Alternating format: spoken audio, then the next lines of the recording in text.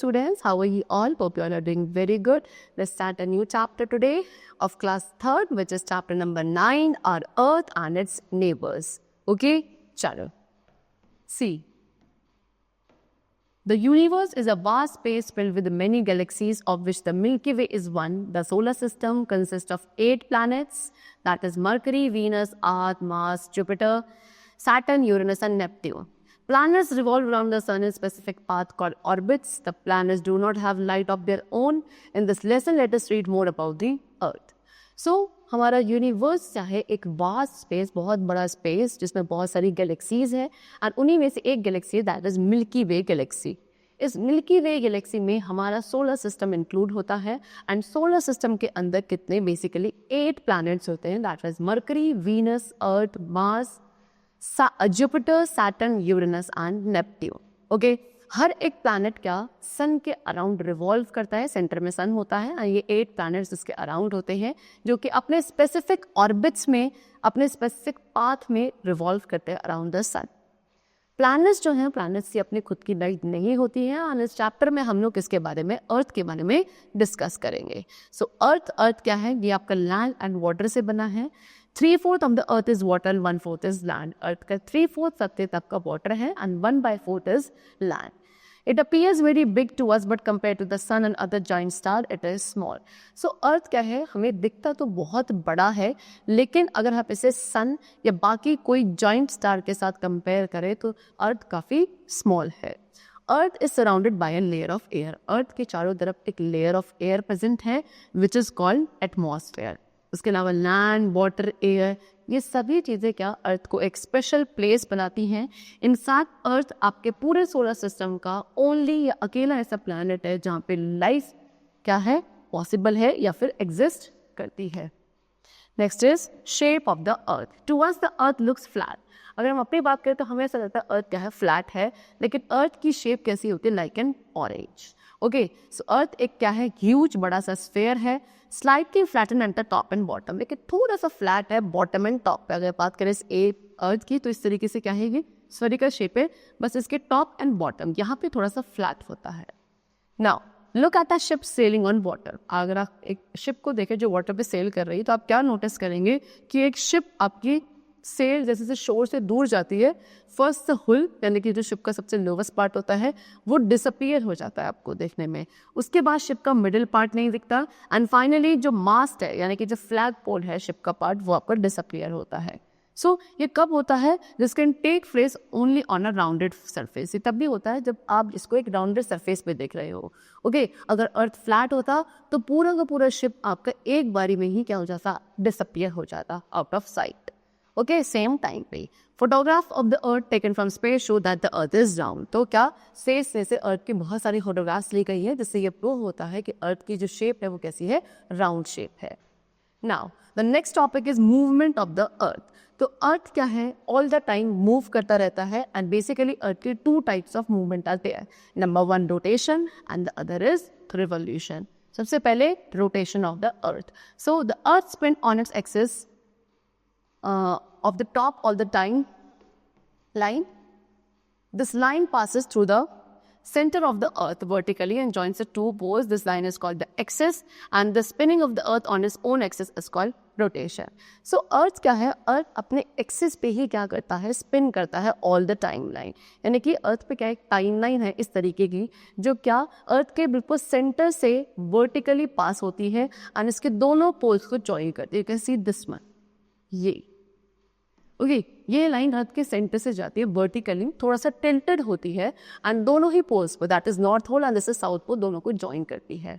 Okay, and हमारा अर्थ किसी line पर इसको अपना एक्सेस मान के क्या करता है, मूव करता है. इस मूवमेंट को, अर्थ के इस मूवमेंट को क्या कहा जाता है, रोटेशन कहा जाता है. यानी कि अर्थ जब अपने इस एक्सिस पर, ये जो लाइन है इसको एक्सिस कहा जाता है, इस एक्सिस पे जो वो मूव करता है, स्पिनिंग करता है, that is known as rotation.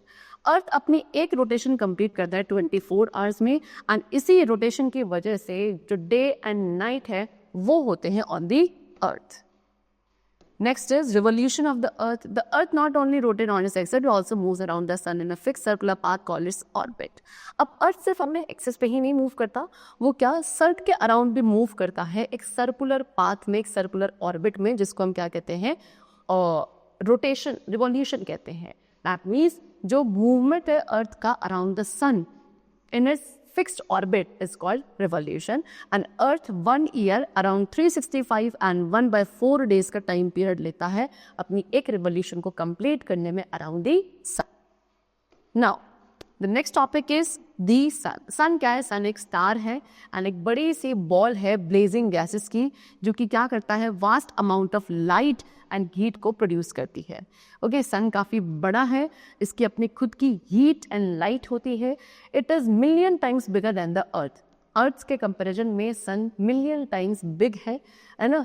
And nearest star है to the earth. It is a main source of energy. हमें जो मेन एनर्जी का सोर्स मिलता है अर्थ पर, that is because of sun only. Next is the moon. A heavenly body that revolves around a planet is called a satellite. अब moon क्या है? एक ऐसी heavenly body जो कि planet के around move करती है, that is known as satellite. And moon जो है हमारे अर्थ की only natural satellite है. Okay, about 3,84,400 kilometer away, moon is located from the earth. Around कितना 27.3 डेज का टाइम लगता है मून को अपनी एक रोटेशन एंड एक रिवोल्यूशन दोनों को ही कंप्लीट करने में around the earth. The moon does not have light of its own. Moon की अपनी खुद की लाइट नहीं होती है, बल्कि ये उस लाइट को रिफ्लेक्ट करता है जो कि सन के इसके ऊपर फॉल करती है, एंड इसी को हम आगे क्या कहते हैं, मून लाइट कहते हैं. There are also huge holes on the surface of the moon. These are called craters and there is no air on the moon. उसके अलावा मून के सरफेस से बहुत बड़े बड़े क्या हैं, होल्स हैं, जिनको क्रेटर्स कहा जाता है. एंड मून पे there is no presence of air also. Okay, now next topic is phases of the moon. Now every night the shape of the moon is different. अगर आप ऑब्जर्व करो तो हर नाइट आप देखोगे मून की जो shape है वो डिफरेंट होती है. However the moon does not really changes its shape. लेकिन ऐसा नहीं कि मून अपनी शेप को चेंज करता है. ये किस वजह से होता है? Due to the change in the position of the earth that the moon appears to change the shape. ये अर्थ की जो पोजीशन है वो चेंज होती रहती है, जिसकी वजह से हमें मून की शेप चेंज होती हुई अपीयर होती है. एंड ये जो डिफरेंट शेप्स हैं मून की, इन्हीं को हम क्या कहते हैं, फेजेस ऑफ मून कहते हैं. So when the earth lies between the sun and the moon we see full moon. जब अर्थ सन एंड मून के बिल्कुल बीच में होता है तब हमें मून पूरा दिखता है, एंड इसी को हम फुल मून कहते हैं. फिर जो रेज हैं सन की वो कहाँ, मून के फेस पे फॉल होती हैं, जिसकी वजह से हमें मून का फुल फेस दिखता है. लेकिन when the moon is between the earth and the sun, अब जब मून अर्थ एंड सन के बीच में आ जाता है तब हमें मून बिल्कुल भी नहीं दिखता. We do not see the moon at all, and this is called new moon. इसे क्या कहते हैं, न्यू मून कहते हैं. सो न्यू मून के बाद जो मून है थोड़ा थोड़ा ग्रो करने लगता है, बिगर एंड बिगर, है ना. पहले हम उसको उसकी जो शेप देखते हैं उसका हम क्रेसेंट मून कहते हैं. फिर वो हाफ दिखता है, पूरा हाफ दिखने लगता है सेमी सर्कल फॉर्म में, which is known as gibbous moon. And in 2 weeks फिर 2 वीक्स के बाद हमें पूरा का पूरा दोबारा से फुल मून दिखता है. Okay, so these were the different phases of moon. Next is stars. When you can see thousands of stars twinkling in the sky at night. अब आप देखेंगे कि नाइट टाइम पे भी thousands of stars होते हैं जो ट्विंकलिंग करते रहते हैं. Stars like the sun are huge ball of fire. Stars जिसमें कि सन भी एक तरीके का स्टार है, ये क्या है, बहुत बड़ी बड़ी बॉल्स हैं फायर की. ओके, हम स्टार्स को ड्यूरिंग द डे नहीं देख सकते बिकॉज सन की इतनी ब्राइट लाइट होती है कि बाकी सारे स्टार्स की लाइट क्या हो जाती है, डिसअपियर हो जाती है.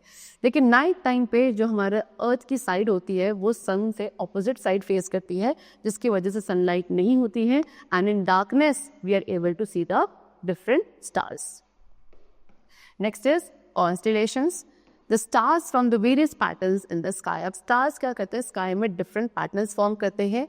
सो ग्रुप ऑफ स्टार, एक ग्रुप स्टार्स का जो एक साथ ही एक पैटर्न बनाता है, और उस पैटर्न का कॉन्स्टेलेशंस कहते हो. कॉन्स्टेलेशंस को हम इमेजिन करते हैं in the shape of animal, birds, objects and people. They have given you examples like Ursa Minor, Aquarius, Leo, Orion. These are the examples of different constellations. Okay, चलो next is astronauts. Astronauts are the people who go into the space. Astronaut क्या है, वो people, वो लोग जो space में जाते हैं. सो द फर्स्ट मैन, सबसे पहले मैन जिन्होंने मून पर लैंड किया था, was Neil Armstrong and Edmund Aldrin. Okay, they landed there on 20 July 1969. So ये दोनों ही पर्सन मून पर कब गए? 20 जुलाई 1969 में इन एडविन अपोलो सेकेंड स्पेसक्राफ्ट में. फिर स्क्वाड्रॉन लीडर राकेश शर्मा, ये पहले इंडियन मैन थे जो स्पेस पर गए थे. He was the first Indian astronaut, ये सबसे पहले एस्ट्रोनॉट थे, Indian astronaut. Okay, then Kalpana Chawla जो कि एक इंडियन बॉर्न एस्ट्रोनॉट हैं, वो स्पेस पर गई थी, but she died when the space shuttle, लेकिन ये वहाँ डाइड हो गई जब इनका स्पेस शटल जो है कहाँ वापस आ रहा था into the earth. Then Sunita Williams, okay, ये भी एक इंडियन बॉर्न एस्ट्रोनॉट है, पहली वुमेन जो कि स्पेस में मैक्सिमम नंबर ऑफ डेज तक रहकर आ चुकी हैं. They have shown you the pictures also. He is Neil Armstrong, Rakesh Sharma, Kalpana Chawla, Sunita William.